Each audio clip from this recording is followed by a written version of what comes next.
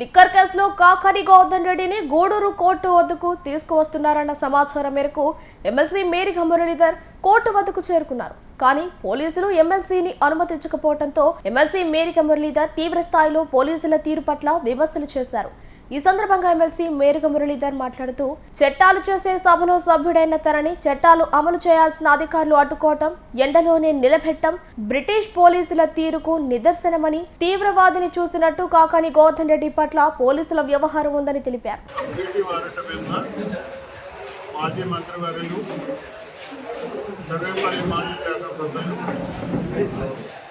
మా జిల్లా party YSR Congress party Nellore జిల్లా అధ్యక్షులు సిటీ వారెంట్ మీద ఈరోజు గూడూరు కోర్టుకు తీసుకురావడం జరిగింది.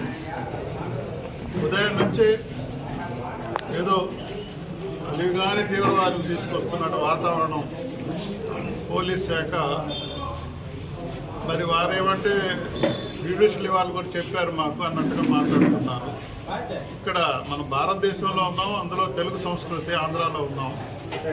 సున్నాతనంగా రాజకీయాలు చేయడం గౌరవప్రదంగా ఉంటుంది.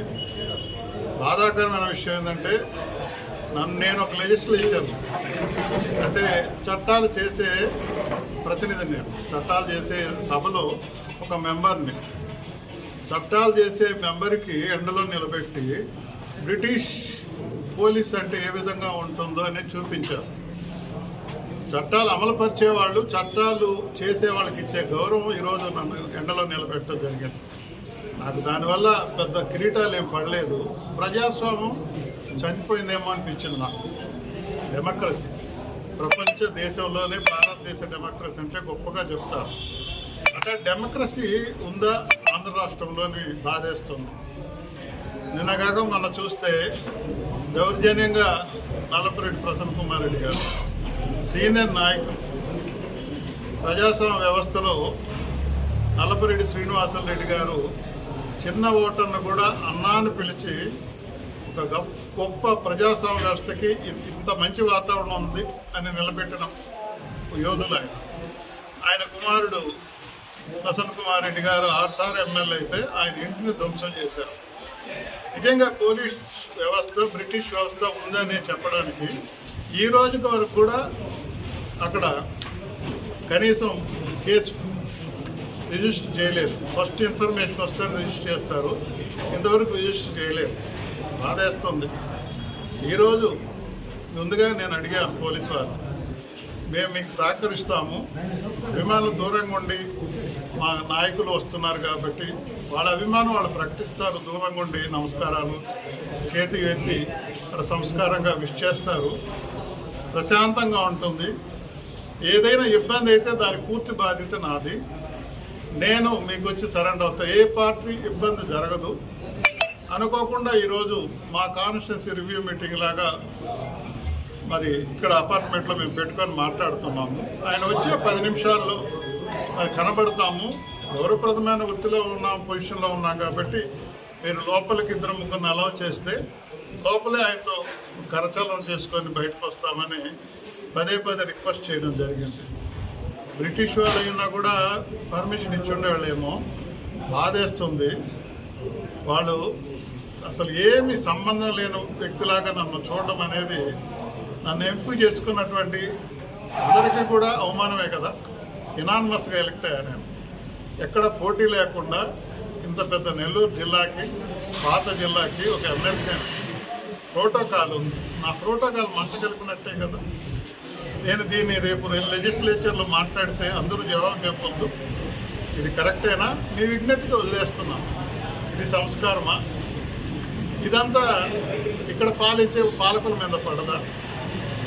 ఎదుటి వ్యక్తి ఎవరు శాశ్వతంగా పర్మనెంట్గా నిలుస్తూనే ఉంటారా? ఒడిదుడుకులు ఉండవా? ఏంటిది? ఇప్పటి వరకు ఇంత బ్రిటిష్ మెంటాలిటీ ఉందా? అరాచకంగా చేస్తూ ఉన్నారు, అవమానిస్తున్నారు. ఇది సరైన పద్ధతి కాదని కూడా నేను మనవి చేస్తున్నాను. ఒక లెజిస్లేచర్గా, ఒక బలహీన వర్గాల నుంచి వ్యక్తిగా నన్ను ఈ రకమైన అవమానాలు చేయడం ఇది ఎంతవరకు సబబు అని కూడా మనం చూస్తున్నాం. కాకాని గోవర్ధన్ రెడ్డి గారు నాటకీయ పరిణామాలు, నిరాధారమైన స్టేట్మెంట్తో ఆయన అరెస్ట్ చేశారు. స్టేట్మెంట్కి ఏ రకంగా బసలేదు. తర్వాత కేసుల మీద కేసులు పెడుతూ ఈరోజు కూడా ఒక పీటీ వారెంట్ తీసుకొచ్చారు. ఇన్ని రోజులు ఎక్కడ పోయింది? చట్టం నిద్రపోతా ఉన్నదా? ఇన్ని రోజులు ఎక్కడ పోయింది? ఇప్పుడు ఆయనకి బెయిల్ రాకుండా ఉండేదానికి కుతంత్రాలు చేస్తూ ఉన్నారు. ఈరోజు హైకోర్టులో మూవ్ అవుతూ ఉంది. ఈ లోపల హడావుడిగా చూసుకుంటూ వాతావరణం ఏ నిమిషం ఇదిగో వస్తారు అదిగో వస్తారు, ఏదో అదే భారతదేశంలో ఉన్న పేరు మోసిన టెర్రరిస్టులు తీసుకొచ్చే విధంగా ఆ వాతావరణం కల్పించడం అనేది పోరాట పటిమ కలిగినటువంటి వ్యక్తి. జిల్లా పరిషత్ చైర్మన్గా గొప్పగా చేసి మరి చాలామంది గొప్పవాళ్ళు ఉన్నారు. వాళ్ళతో సమవుజ్జీలాగా యువ నాయకత్వంలో మరి ఆయన సమర్థత నిలుపుకున్నటువంటి వ్యక్తి. ఆ వ్యక్తి అభిమానం అంటారు.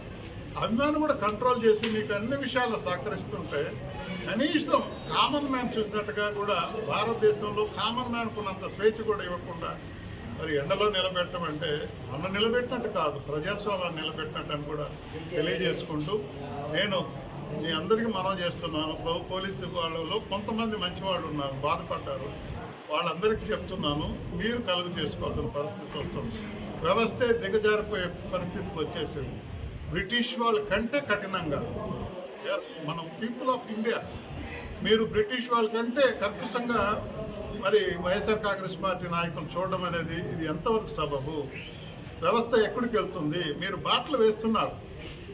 రేపు ఏదైనా అధికారం తలకింద లేనప్పుడు మా కార్యకర్తలు జవాబు వాళ్ళ అడిగే ప్రశ్నలకు మేము జవాబు చెప్పలేని స్థితిలోకి వ్యవస్థను నెట్టేస్తున్నారు. ఇది కరెక్టా? కాస్త కూస్తా మేము అధికారం 5 ఏళ్ళు అధికారంలో ఉన్నప్పుడు మీరు ఈరోజు చూసి చూడనట్టు ప్రవర్తించిన అధికారులకు సహాయం చేసిన వాళ్ళమే కదా. మీరు అడిగితే కొంతమందికి పోస్టింగ్లు సహాయం చేసిన వాళ్ళమే కదా. ఈరోజు ఏమి తెలియనట్టుగా ఒక 10 కాన్స్టిట్యున్సీ లోకల్ బాడీస్ లీడర్స్ ఎంపిక చేస్తే గౌరవప్రదంగా ఎన్నికైనా ఇనానమస్గా ఎన్నికైనా నాకు ఇచ్చే విలువ ఇదేనా? మీ విజ్ఞతగా వదిలేస్తున్నాను. డిఎస్పీ గారు, ఇది కూడా మీకు కూడా సౌమ్యులు, మీరు మంచివాళ్ళు. కానీ ఈరోజు జరిగిన నా మానసిక క్షోభకి మీరు తప్పకుండా జవాబు చెప్పాలని కూడా నేను మిమ్మల్ని సున్నితంగా ప్రశ్నిస్తున్నాను. ఇది న్యాయమా? ఒక లెజిస్లేచర్ని ఈ రకంగా అవమానపరచడం, ఈ వాతావరణం సృష్టించడం న్యాయమా? నేను గౌరవప్రదంగా మిమ్మల్ని అడిగాను. నాతో పాటు 5 మంది మండల ప్రెసిడెంట్లు కదా గౌరవమైన వాళ్ళని తీసుకెళ్తాము. మీరు ఏ చెట్టు కింద ఉంటే ఆడ ఉంటాం. ఒకరు ఉండమంటే ఒకరు ఉంటాం, 2 ఉండమంటాం. ఏదైనా అవకాశం జరిగితే దూరం నుంచి ఆయనకి విష్ చేస్తామని చెప్పి రిక్వెస్ట్ చేస్తే కూడా కరాకసంగా ఎంత ఇదిగా కర్కశంగా చేశారంటే చాలా బాధేస్తుందని తెలియజేసుకుంటూ, ఎల్లకాలం ఇలా ఉండదు, మంచి రోజులు వస్తాయి మాకు.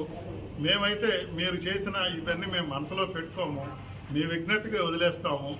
మీరు మనసులో ఎంత రకంగా మనోవేదన చెందుతారో భవిష్యత్తులో తెలుస్తామని కూడా తెలియజేసుకుంటూ, కరెక్ట్ కాదని కూడా నేను మరొకసారి మనవి చేసుకుంటూ, ముఖ్యంగా మా కార్యకర్తలకు, మా నాయకులు అందరికీ చేతులెత్తి నమస్కరిస్తున్నాను.